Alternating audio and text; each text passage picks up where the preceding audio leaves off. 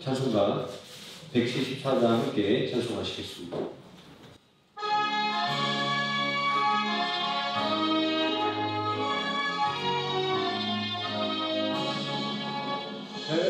대속하신 주께서 구름타고 오시는데 전부성도 함께도 주의 길을 가르네. 할렐루야 할렐루야 구원의 구주 오시네.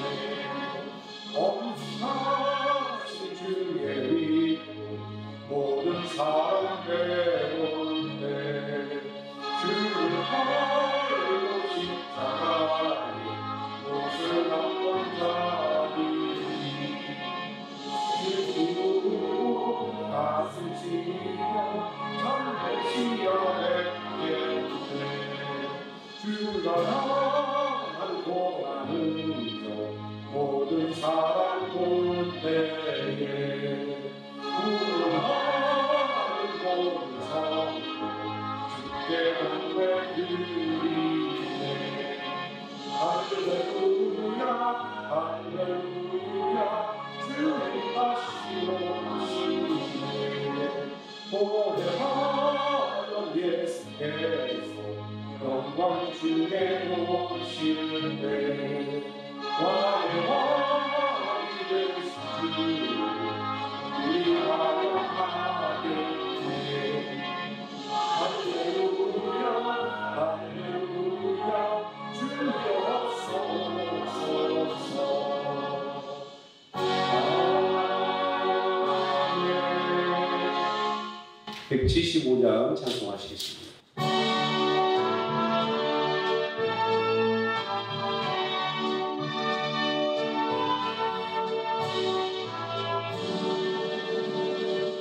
신랑 되신 예수께서 다시 오시네. 발들고 나갈 준비 됐느냐. 그날밤에 주를 맞을 기쁨이 준비됐느냐. 예비하고 우리 신랑 예수 오시는데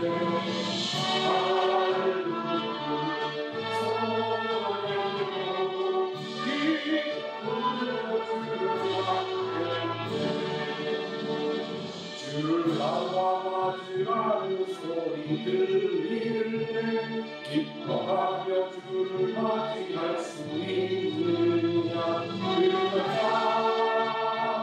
그날밤에 주를 맞을 기쁨이 준비됐느냐.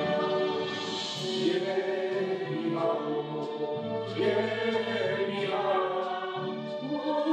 우리 신랑 예수 오실 때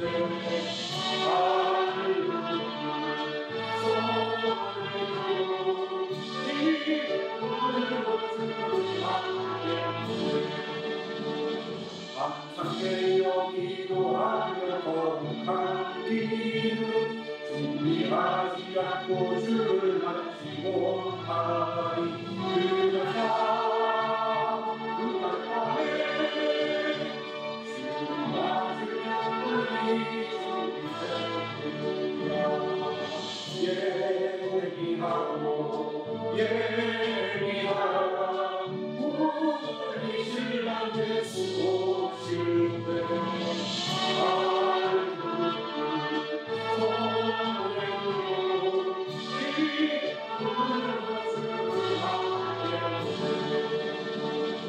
그날 밤의 영화로운 잔치에 기뻐하며 할렐루야 찬송 부르니. 그날밤에 주를 맞을 기쁨이 준비됐느냐. 예비하고 우리 신랑 예수 오실 때 할렐루야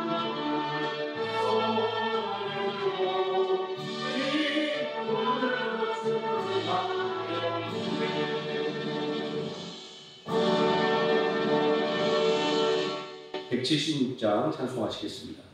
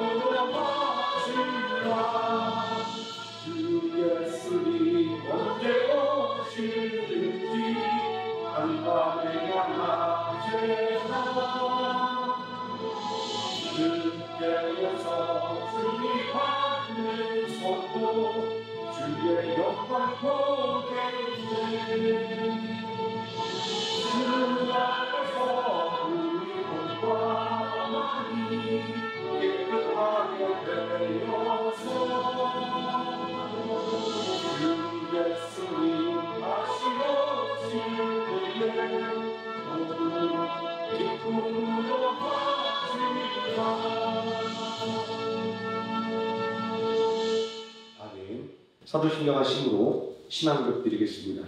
전능하사 천지를 만드신 하나님 아버지를 내가 믿사오며 그 외아들 우주 예수 그리스도를 믿사오니 이는 성령으로 있게 하사 동정녀 마리아에게 하시고 본디오 빌라도에게 고난을 받으사 십자가에 못 박혀 죽으시고 장사한 지 4일 만에 죽은 자 가운데서 다시 살아나시며 하늘에 오르사 전능하신 하나님 우편에 앉아 계시다가 저리로서 산 자와 죽은 자를 심판하러 오시리라. 성령을 믿사오며 거룩한 공예와 성도가 서로 교통하는 것과 죄를 사하여 주시는 것과 몸이 된 사는 것과 영원히 사는 것을 믿사옵나이다. 아멘. 찬송가 13장 찬송하시겠습니다.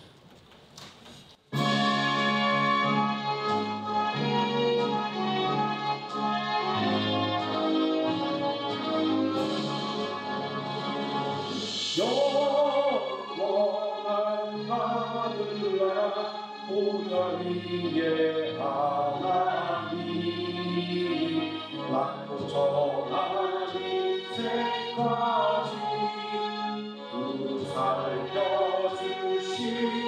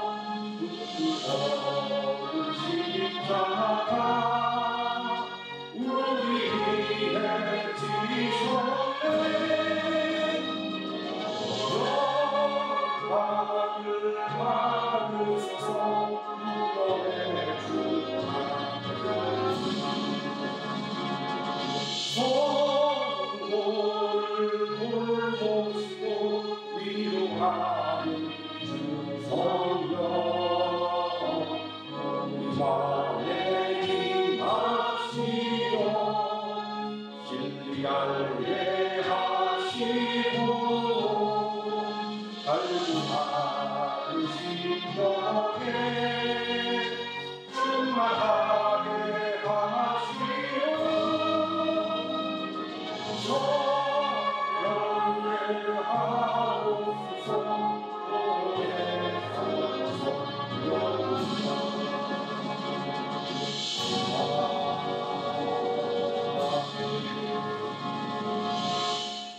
하나님 말씀 데살로니가전서 4장 13절에서 18절까지 말씀 함께 보도록 하겠습니다. 데살로니가전서 4장 13절에서 18절까지 말씀 제가 먼저 한 절 읽고 우리 성도님 한 절씩 교독하시고 마지막 절 함께 읽습니다. 형제들아 다른 자들의 관하에는 너희가 알지 못함을 우리가 원하지 아니하노니 이는 소망 없는 다른 이와 같이 슬퍼하지 않게 하려 함이라. 우리가 예수께서 죽으셨다가 다시 살아나심을 믿으신지 이와 같이 예수 안에서 사는 자들도 하나님이 그와 함께 데리고 오시리라. 우리가 주의 말씀으로 너희에게 이것을 말하노니 주께서 강림하실 때까지 우리 살아 남아있는 자도 자는 자보다 결코 앞서지 못하리라. 주께서 불령과 천사장의 소리와 하나님의 말할 소리로 신이 하늘로부터 강림하시니 그리스도 안에서 죽은 자들이 먼저 일어나고 그 후에 우리 살아남은 자들도 그들과 함께 구름 속으로 끌어올려 공중에서 주를 영접하게 하시리니 그리하여 우리가 항상 주와 함께 있으리라. 그러므로 이러한 말로 서로 위하라. 아멘. 236장 찬송하시겠습니다.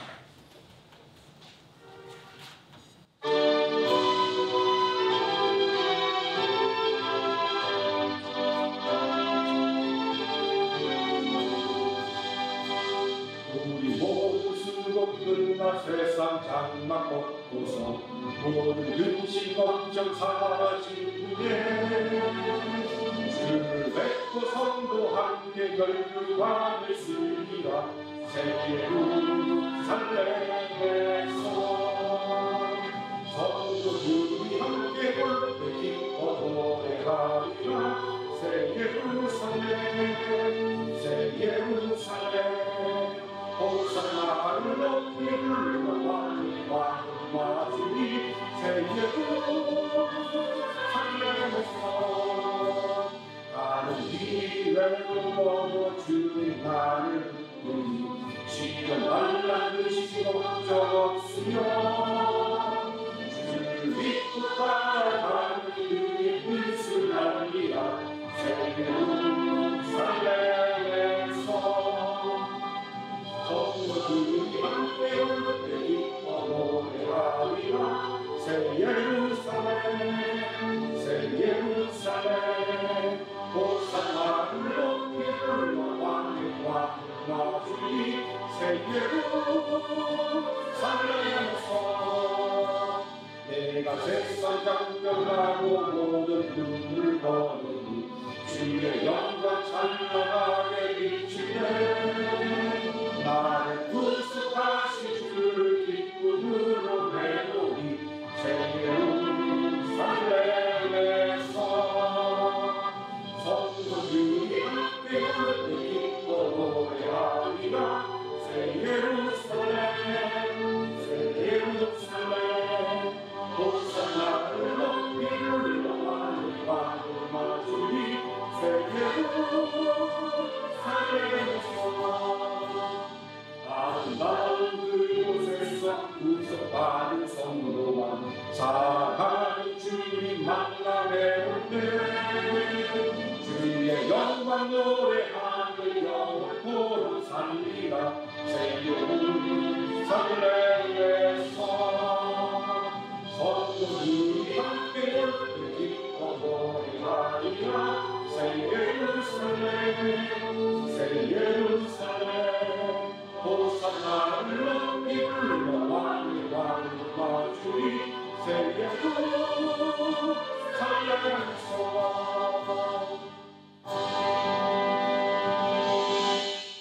말씀의 은혜에 함께 기도하겠습니다. 사랑과 은혜가 풍성하신 아버지 하나님, 언제나 우리를 이끌어 주시고 언제나 하나님의 뜻 안에서 살아갈 수 있도록 이끌어 주심을 감사를 드립니다. 오늘도 하나님의 은혜를 간절히 바라며 또 하나님의 인도하심을 따라 이 자리에 함께 모였사오니 아버지 하나님 말씀의 능력으로 우리를 채우시고 또 말씀의 빛으로 우리의 길을 인도하여 주시기를 원합니다. 이 시간 온전히 하나님 앞에 우리들의 모든 마음의 무거운 짐들을 내려놓게 하여 주시고 온전히 하나님을 소망하는 마음으로 하나님께 영광 돌리는 귀한 예배 시간이 되게 하여 주시고 온전히 하나님의 은혜가 충만한 귀한 시간으로 하나님께서 채워주시기를 원합니다. 예수님의 이름으로 기도드립니다. 아멘. 오늘 함께 공독한 하나님의 말씀 믿음의 본이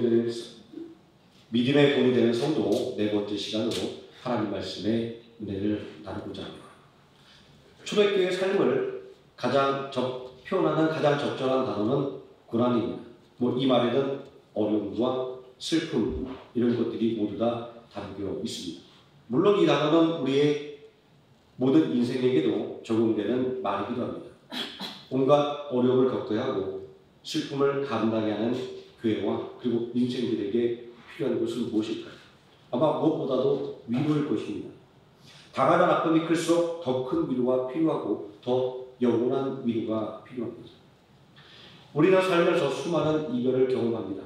모든 이별이 다 그렇듯이 이별은 언제나 아쉬움과 아픔을 불만합니다. 물론 가끔 가다가 아주 속 시원한 이별도 종종 있기는 합니다. 외부에 나와 살게 된 우리는 친밀한 관계를 맺었던 사람들과 이별합니다. 또 믿음 안에서 동역자가 되었던 성도들과 이별합니다. 저도 이제 하루에서 6년째 살면서 수없는 이별을 경험을 했습니다. 이제 6년 정도 됐으면 익숙해질 만한데 이별은 조금도 익숙해지지 않습니다. 이별은 언제나 늘 아쉬움을 동반할 수밖에 없는 것인가 봅니다. 그래도 아쉬움을 뒤로하고 기쁜 마음으로 이 이별을 맞이할 수 있는 것은 믿음이 있기 때문입니다. 우리와 함께 주님의 기쁨과 은혜를 나눴던 성도님들이 또 자신들이 선 곳에서도 동일하게 주님의 은혜와 기쁨을 나누는 성도의 삶을 살아갈 것을 믿고 또 기대할 수가 있기 때문입니다. 그런데 우리에게 큰 아픔과 고통을 가져오는 이별도 있습니다. 그것은 사랑하는 존재와 영원히 이별을 하는 것입니다. 먼저 저는 이런 얘기를 하나 들려드리고 싶습니다. 언젠가 후배에게 전화가 왔습니다. 떨리는 목소리로 자신이 키우는 개가 죽었다라는 것입니다. 강아지 때부터 키워서 깊은 정이 든 개였기에 이별의 아픔이 클 수밖에 없었을 것입니다. 아마 반려동물을 키우시는 분들은 다 느끼는 감정일 겁니다. 저는 될 수 있으면 안 키우고 싶은 이유가 있는데 말 못하는 짐승이 아프면 괜시리 마음이 아프고 이런 것들 때문에 나 살기도 힘든데 내가 우리 고양이까지 내가 신경 써야 돼 라는 마음이 있어서 안 키웠으면 좋겠다라는 마음도 늘 갖고 있습니다. 그런데 키워보시면 알겠지만 보면 너무나 사랑스럽고 예쁘기도 합니다. 그런데 후배의 다음 질문이 제 마음에 많은 생각을 하게 만들었습니다. 후배는 이렇게 말하는 것이었습니다. 형, 우리 개도 천국에 갈 수 있을까? 라는 질문이었습니다. 형은 도도사니까 대답해 줄 수 있지 않아요? 라고 물었습니다. 그 질문을 받고 순간 많은 생각이 또 올랐습니다. 그리고 이렇게 대답해 줬습니다. 하나님께서 만들어 주셨는데 하나님께서 책임도 주시겠지. 이 대답을 들은 후배는 형 고맙다라고 말하며 전화를 끊었습니다. 이 경우에 제가 어떤 대답을 해주는 것이 맞을까요? 아마 제가 신학적으로 답을 했다고 한다면 이렇게 대답했을 겁니다. 야, 미안한 이야기지만 동물은 죽으면 끝이야. 개에게는 영혼이 없어. 고래들은 오직 하나님의 형상대로 지음받은 사람뿐이야. 그러니 미안한 이야기지만 아무리 내가 사랑하는 개라고 할지라도 죽으면 그걸로 끝이야. 천국에 갈 수 없어. 라고 말입니다. 그런데 만약 제가 이렇게 이빠른 소리를 했다고 한다면 어떻게 되었을까요? 아마 제 후배도 너무나도 잘 알고 있음에도 불구하고 큰 상처를 받았을 것입니다. 그는 다만 저에게 조금만 위로를 받고 싶었을 뿐인데 말입니다. 오늘 아침 일입니다. 제가 최근 이 2주 사이에 교회 이전 문제 때문에 일은 다른 집단이 하는데 저는 마음만 바빠서 막 설교 일정도 뒤로 막 밀리고 그렇습니다. 오늘 아침에도 설교를 완성하지 못해서 새벽부터 일어나서 막 말을 하고 있는데 아들이 저에게 한마디 하는 겁니다. 아빠, 아직도 설교 다 못 썼어? 그 쳐다봤더니 그 다음에 말이 저희 가슴에 대못을 박습니다. 그러길래 어제 열심히 썼어야지. 맞는 말이긴 하지만 얼마나 섭섭한지 내가 저런 아들을 왜 낳았을까 뭐 이런 생각도 했습니다. 진실이라고 해서 다 좋은 것은 결코 아닙니다. 어쨌든 그렇다고 개도 죽으면 천국에 간다고 또 말해줄 수는 없는 것이 또 신앙의 또 양식이기도 했습니다. 잠시 슬픈 마음을 누려주기 위해서 거짓말을 하는 것은 옳지 않은 것이기 때문입니다. 그래서 저는 제 삶의 길을 선택을 했습니다.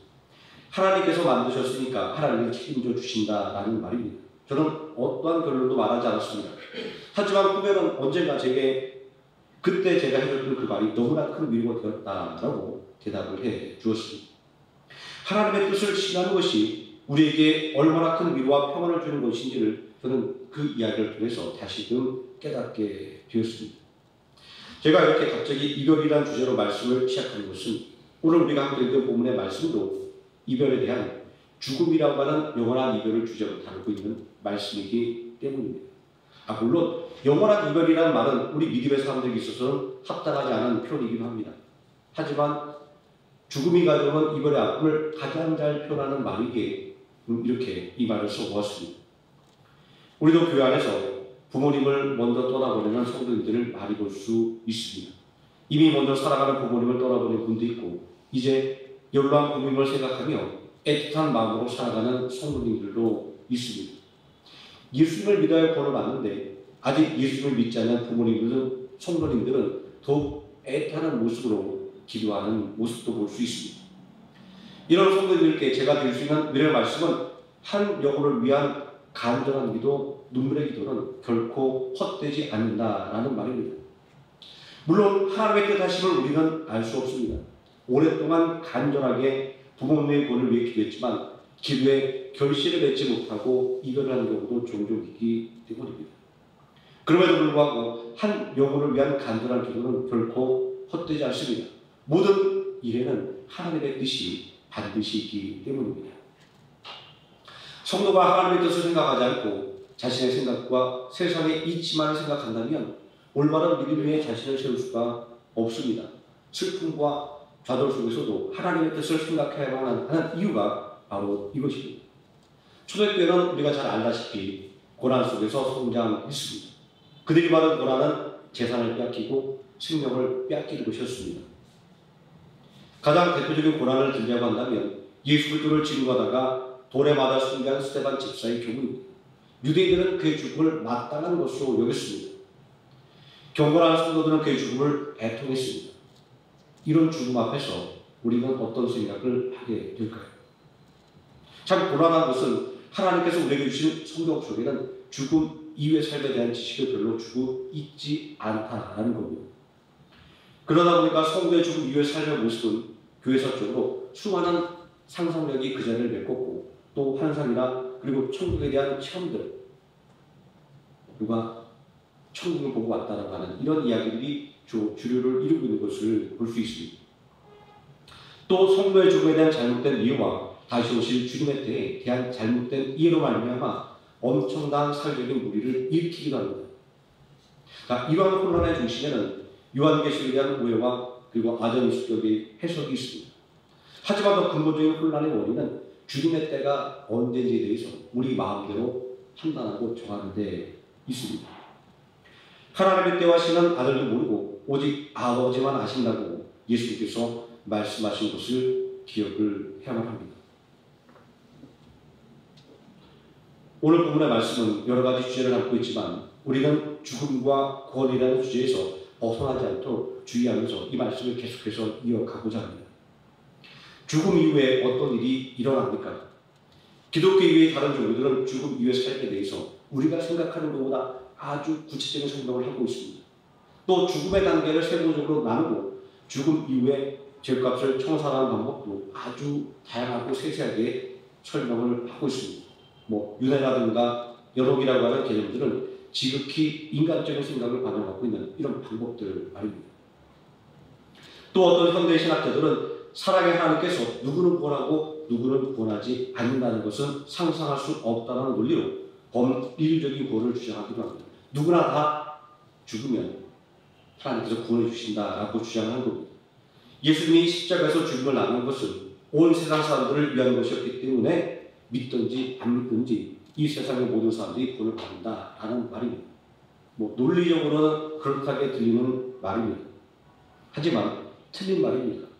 예수님께서 십자가에 달려 대속의 죽음을 당하신 것이 모든 인류를 위한 것은 틀림이 없는 사실입니다.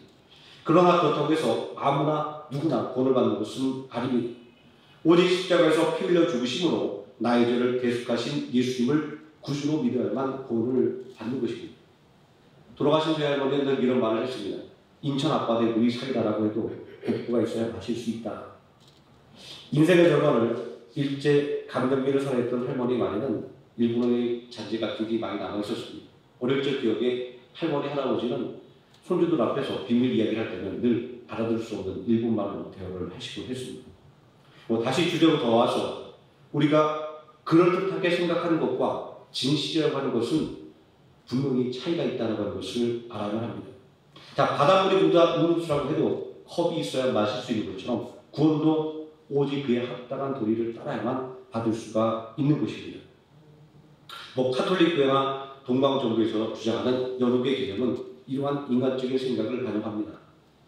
이들이 이런 주장하는 근거는 구약의 외경이 마카기서에 등장하는 죽은 자들을 위한 기도입니다.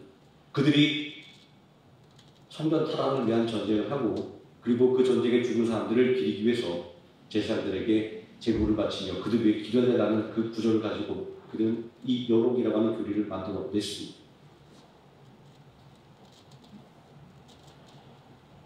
죽은 자들을 위한 기도가 의미하는 것은 추모와 애도일 것입니다. 희생자를 기리는 마음입니다. 자, 그런데 여기에 인간적인 아쉬움이 더해질 때 비성경적인 잘못된 교리가 만들어지게 되는 것입니다. 죽은 이후에 마치 다시 회개할 기회를 부여받을 수 있는 곳이 있다라고 하는 생각은 종교개혁의 후예들인 개혁주의 교회 안에서도 계속해서 일어난 일이었습니다. 유럽의 네덜란드라고 하는 나라는 개혁주의 신학의 본산이라고 말할 수 있습니다.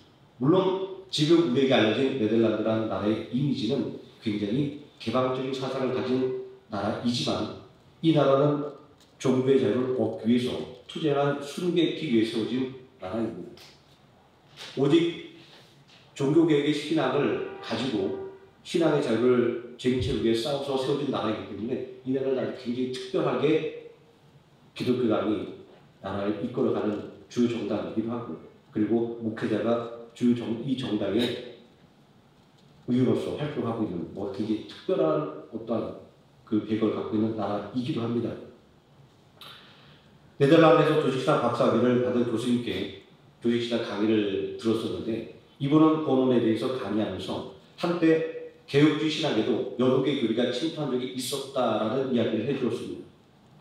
전염병으로 많은 유아들이 희생되었는데 이때 교회는 자녀를 잃은 수많은 성도들의 아픔을 보듬어줘야 한다는 중압감 때문에 연옥과 비슷한 교리를 만들어서 성도들을 누려준 적이 있었다고 합니다. 그리고 한참 시간이 지난 이후에 그러한 신학적인 견해는 잘못된 것이었다는 것을 공식적으로 인정하는 발표를 했다고 합니다. 가슴을 아프게 만드는 냉정한 이야기지만 오직 예수 그리스도를 구주로 믿어야만 구원을 얻습니다. 성경은 오직 이 방법만을 이야기합니다. 누구라도 자신의 신앙 고백이 없이는 구원을 받을 수 없는 것입니다. 하나님의 구속사를 보면 이런 사실을 분명하게 알 수 있습니다. 전능하신 하나님은 그야말로 말 한마디로 대사면을 내려줄 수 있습니다. 민주주의 국가에서는 대통령이 사면정을 발휘해서 그의 죄와 상관없이 그를 감옥에서 나오도록 풀어주는 것을 우리는 알고 있지 않습니까? 사람은 그런데 온 세상을 만들고 그리고 운영하시는 하나님께서 마음만 먹으시면 모든 사람을 다 죄를 사해 주시고 권할 수 있다는 겁니다.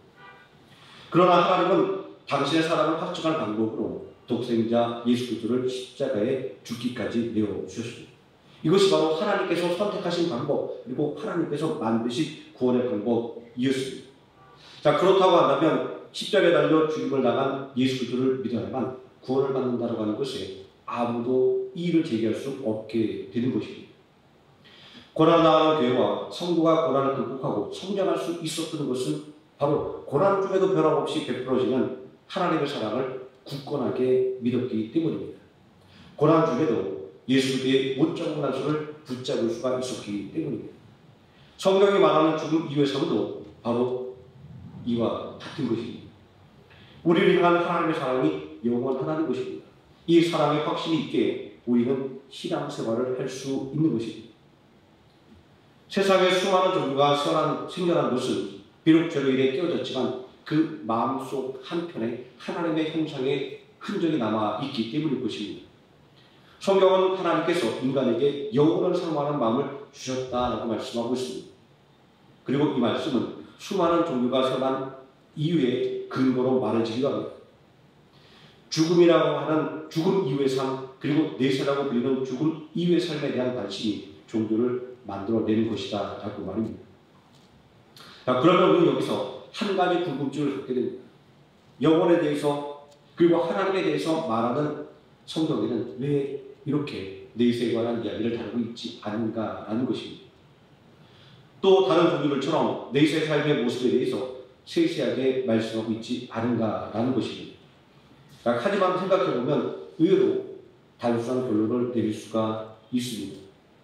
그것은 우리를 향한 하나님의 뜻과 그 뜻에 동참하기를 원하는 우리 성도들의 최대의 관심이 구원에 있기 때문입니다.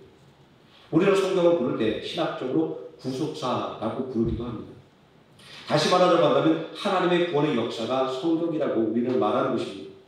이 말에 우리가 궁금해하는 문제의 답이 들어있습니다.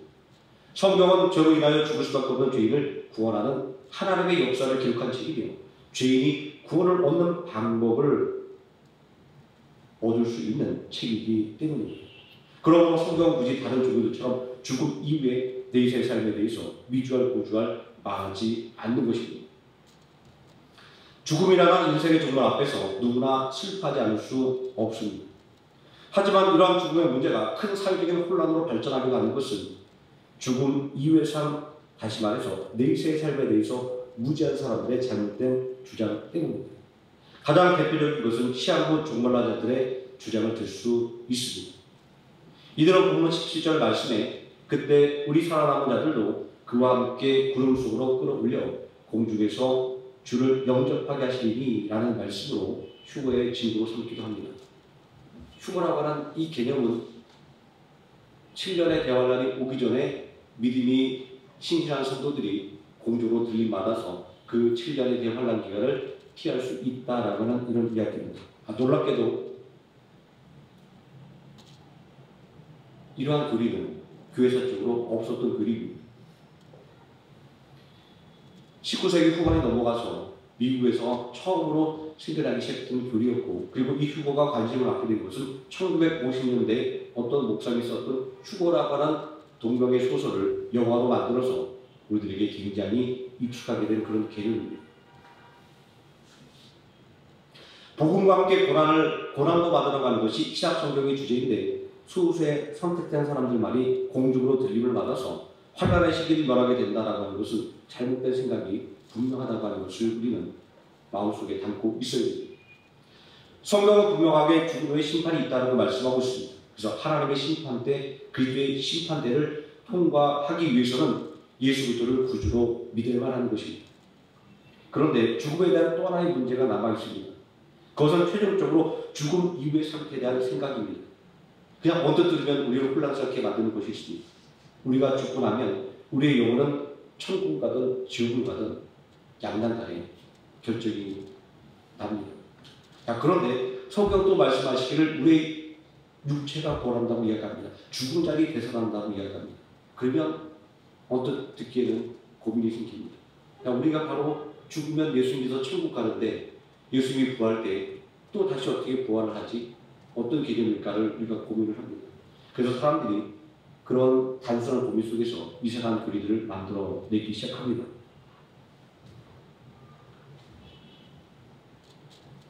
자, 죽음 위의 상태에 의해서 여호와의 죽음 같은 이단은 영원 멸절설을 주장합니다. 공식적으로 이야기하지 않았지만 제가 우연하게 받아들었던 그 파수의 어느 잡지에서 마지막 부분에 이런 질문이 있더라고요. 사람이 죽으면 어떻게 되나? 사람이 죽으면 그 영혼은 즉시로 멸절되고 맙니다. 이렇게 써놓은 것을 제가 발견할 수가 있었습니다. 사람이 죽으면 영혼도 사라지고 만다라는 주장입니다. 놀랍게도 그들은 종교를 이야기하지만 종교와 전혀 상관없는 이야기를 하고 있는 것을 볼 수 있습니다. 또 안식을 교회는 여기는 약간 좀 독특하게 이단으로 지정하지 않는 나라도 있습니다. 영혼 수면설을 주장합니다.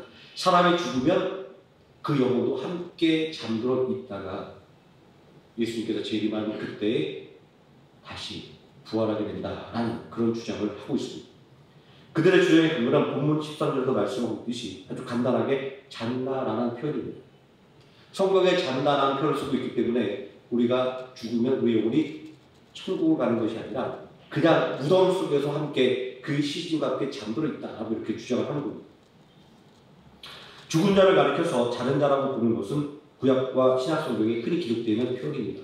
간단하게 창세기 47장 30절, 신명기 31장 16절, 열왕기상 2장 10절, 다니엘 12장 2절, 마태복음 9장 24절, 또 사도행전 7장 60절 등등에 기록되어 있습니다. 이 말씀은 주 안에서 죽은 성도들이 부활하는 시기가 반드시 있다는 것을 암시하는 말씀인 것이다 라고 교고 어거스틴은 말한 바 있습니다. 신약 성경을 보면 예수님도 부활을 염두에 두고 잔다라는 말을 즐겨 사용했던 것을 볼 수 있습니다. 마태복음 9장 24절에 보니까 죽은 소년을 다시 살려내실 때 예수님은 잔다라는 표현을 씁니다. 또 요한복음 11장 11절에서 죽은 나사로를 다시 살려내실 때도 그가 잠들었다라고 이렇게 말씀하고 있습니다. 그러므로 함께 사용한 일어나라는 말씀과 깨운다라는 말씀은 이 잔다라고 하는 말씀의 의미를 우리에게 다시금 알려줍니다. 그런데 여기서 주의해야 될 것은 잠잔다라고 하는 표현이 성도가 죽은 후에 영혼이 잠잔다라는 뜻이 아닙니다. 우리가 죽게 되면 하나님의 심판대, 그리스도의 심판대에서 우리의 믿음을 가지고 천국을 가고 믿음이 없는 자들은 지옥으로 떨어지게 됩니다. 그리고 죽은 성도의 육신이 다니엘서 12장 2절의 표현처럼 잠자듯이 티끌 속에 있다가 장차 주님의 부활 때에 깨어 일어나듯이 그 부활에 동참하게 된다라는 것을 의미합니다. 그러므로 죽음을 가리켜 잔다라고 하는 말은 우리의 영혼이 예수 그리스도로 말미암아 육신은 죽어도 영원히 산다라는 것을 포함하는 이야기입니다. 사도행전 7장 59절과 60절에 보면 스데반 집사는 임종시에 주 예수여 내 영혼을 받으시옵소서 그리고 그가 잠드니라 라고 이렇게 말씀하고 있습니다. 이 말씀도 영혼을 떠나고 몸은 잠자듯이 평안히 무덤에 있음을 가리키는 그런 표현인 것입니다. 박윤성 목사님은 우리는 신자들의 체험을 보고도 우리의 영혼이 하나님 앞에 가서 영생할 것을 알 수 있다라고 말을 했습니다. 그리고 이런 예를 들고 있더라고요. 평남 개천 지방에 목회하던 황광 목사는 병에 걸린 일도 없이 자기의 별세 날과 시간을 미리 알고 교인들에게 광고했다. 그날에 이르러 종을 치고 교인들이 모인 가운데 그가 별세했다고 한다. 하지만 우리는 이와 같은 신자의 체험보다는 성경을 믿는다. 성경은 사람이 죽은 후에 그의 영혼이 삶을 계속한다는 사실을 알려준다라고 말씀하고 있습니다. 그중 몇 가지 예를 들면 열왕기상 17장에서 엘리야는 사렙다 과부의 아들이 죽었을 때 그의 시체 위에서 하나님께 기도하기를 나의 하나님 여호와여 원컨대 이 아이의 영혼으로 그 몸에 돌아오게 하옵소서라고 기도하고 있습니다. 그때 그 아이의 영혼이 그의 몸으로 돌아왔습니다. 여기에 영혼이 동작이 진술되어 있으니 인간의 죽음 후에 그의 영혼이 잠자는 것은 아니다라고 말을 하는 것입니다. 또 마태복음 9장 27장 50절도 예수님의 죽음을 가리켜서 영혼이 떠나시다라고 그렇게 말씀하고 있습니다. 상식적으로 생각해보면 아주 간단한 문제를 너무 문제적인 해석에 매달려서 이상한 교리를 만들어서 사람들을 혼란스럽게 만들었음을 알 수 있습니다.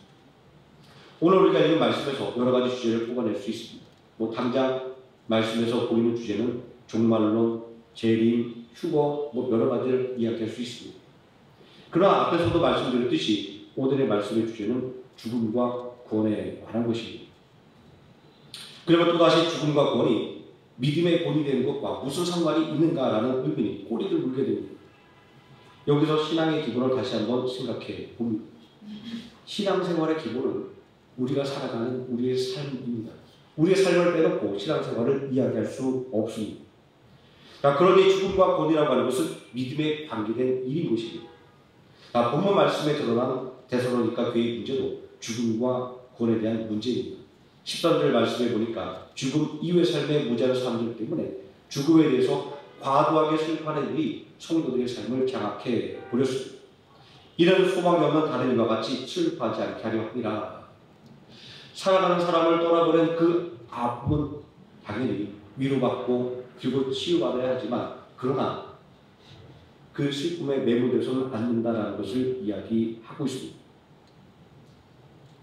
죽음이 두려운 것은 소망이 없기 때문입니다.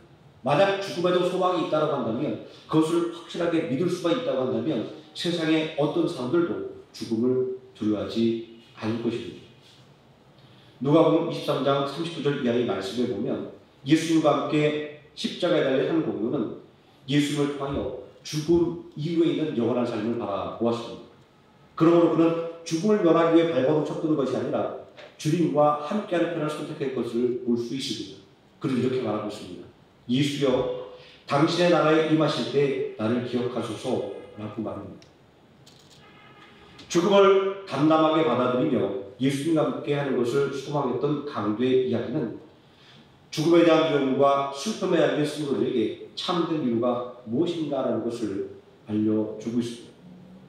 여기에 사도 바울은 한 가지를 더해서 부활의 소망을 증거하고 있습니다. 십자가에 달려 대속의 죽음을 당하신 예수님께서 부활하신 것처럼 성도 또한 죽음을 맞이하지만 부활할 것이다 라고 말입니다. 하지만 우리가 여기서 주목할 것은 부활 그 자체가 아닙니다. 부활을 주시는 예수 그리스도의 주목을 해야만 합니다. 우리를 천국으로 인도하시는 예수 그리스도 말입니다. 그러므로 우리는 이 땅에 우리의 마음을 온통 빼앗기지 말고 저 천국을 바라볼 수 있는 소망 중에 살아가야 하는 것입니다. 비록 흉악한 강도였지만 예수님과 함께하기를 소망할 때 예수님과 함께 낙원에 거하게 되었습니다. 내가 진실로 내게 이루노니 오늘 내가 나와 함께 낙원에 있으리라. 예수님께서 아주 단호하게 확정적으로 선언하고 있기 때문입니다. 그러므로 성도에게 필요한 것은 소망을 갖는 것입니다. 예수 그리스도를 믿음으로 얻게 되는 참된 구원이라고 하는 소망 말입니다. 성도를 살리는 것은 소망입니다. 성도가 서로를 위로할 수 있는 것도 소망이 있기 때문입니다. 실패와 낙심을 경험하는 사람의 마음은 누가 위로해 줄 수 없습니다. 사랑하는 사람과의 사별의 아픔도 위로해 줄 사람이 없습니다. 오직 우리의 상한 심령을 위로하시는 분은 우리의 기도를 들어주시는 전능하신 하나님밖에 없습니다. 우리를 위해 대속의 십자가를 순종으로 지신 예수 그리스도밖에 없습니다.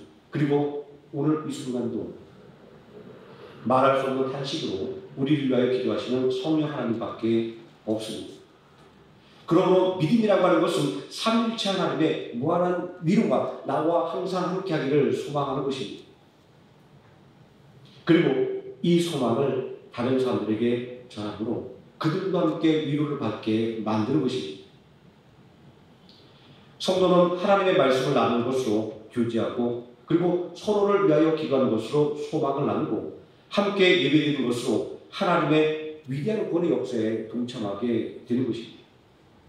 하나님께 소망을 두는 것만큼 성도다운 것은 없습니다. 고난과 실패와 슬픔에 지지 말고 부활의 소망을 붙들고 또 서로를 격려하는 것을 통하여 믿음의 역사를 이뤄내는 하루의 생명학교의 성도님 되시기를 예수님의 이름으로 축원드립니다.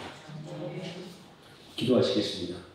전능하신 아버지 하나님, 우리의 마음과 우리의 눈은 세상의 어려운 일들을 자꾸만 바라보게 만듭니다.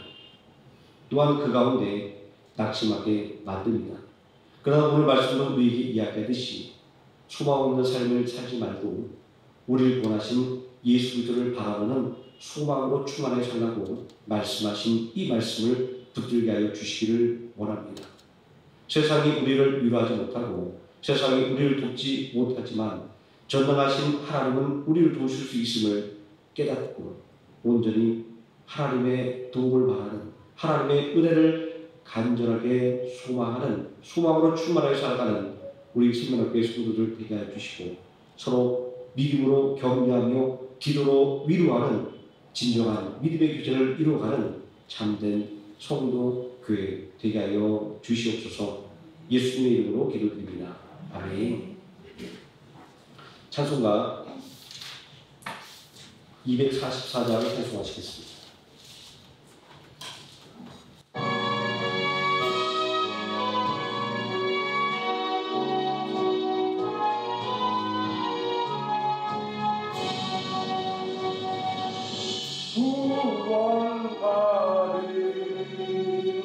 전국의 성도들 기름으로 고백했기에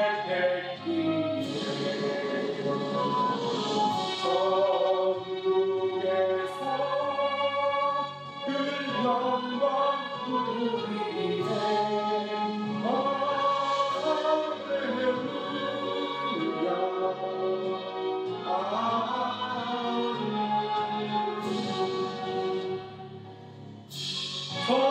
천국에서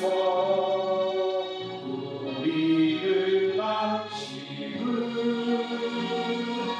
새 하늘과 새 땅의 영화라 눈물 슬픈 죽음도 없는 곳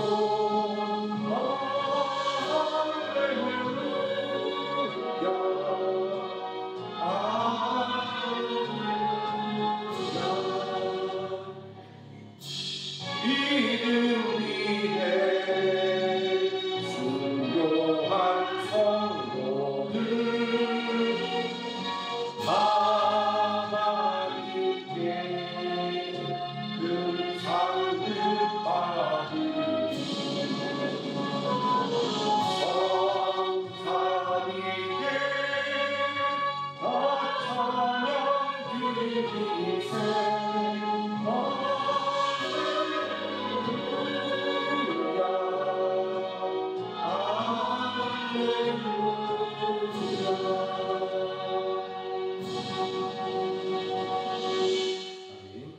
광고 말씀드리겠습니다. 오늘부터 수목금 3일 동안 소방시설 설치를 하고요. 그 다음에 다음 주 중에는 공안에서 화재 소방시설 허가증을 받는 과정이 있습니다. 기한 내에 빨리 허가를 받을 수 있도록 기도해 주시면 고맙겠고요. 그리고 좀 개인적으로 저를 위해서 기도 부탁드리겠습니다. 이게 사람마다 처리할 수 있는 이 일의 용량이 있는데 좀 넘치나 봐요. 그래서 이렇게 들어오는 건 이해를 하게 되는데 제가 하는 데서 순간순간 이렇게 딱 멈춰지는 순간이 있어요. 내가 지금 뭘 해야 되지? 막 이런 요즘에 눈이 안 좋아서 안경을 쓰고 이제 이렇게 책을 보고 설교를 작성하는데 가끔 가다가 뭐 하다 안경을 벗어놓으면 안경을 놓치고 막 헤매거든요. 그래서 좀 제가 정신을 좀 똑바로 잘 차리고 잘 준비할 수 있도록 기도해 주시면 고맙겠습니다. 주기도문으로 예배를 마치겠습니다. 하늘에 계신 우리 아버지여, 이름이 거룩하기를 받으시오며 나라의 임하옵시오며 뜻이 하늘에서 이루어진 것 같이 땅에서도 이루어지이다. 오늘날 우리에게 일용할 양식을 주옵시고 우리가 우리에게 죄진 자를 사하여 준 것 같이 우리 죄를 사하여 주옵시고 우리를 시험에 들게 하지 마옵시고 다만 악에서 구하옵소서. 대개 나라와 권세와 영광이 아버지께 영원히 있사옵나이다. 아멘.